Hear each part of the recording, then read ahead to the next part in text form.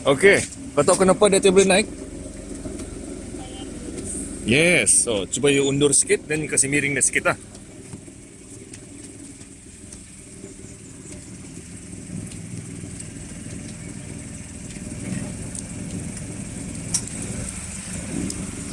Sikit saja.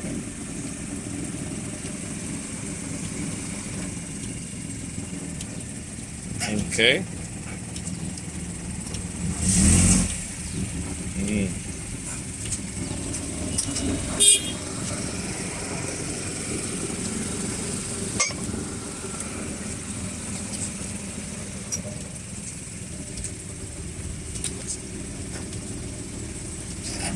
Okay. Okay. Bahu dengan tiang lah.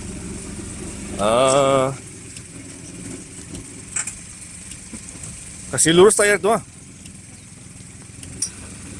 Kiri. Okay, now. Kalau boleh, you punya bahu jangan terlebih tiang. Sebab kalau you punya tayar tu sebahagian terkeluar daripada rem kan, JPJ kasih gagal tu lah. Dia terkeluar sikit je ni. Okay, teruskan.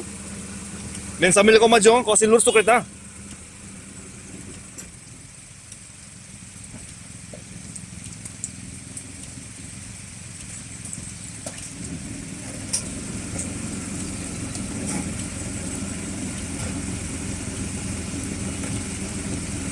Yes.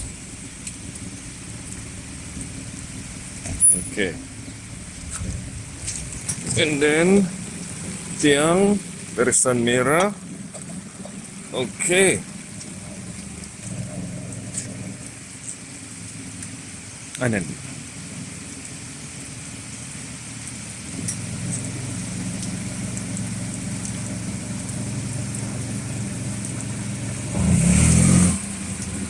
Okay, sini gear N, horn.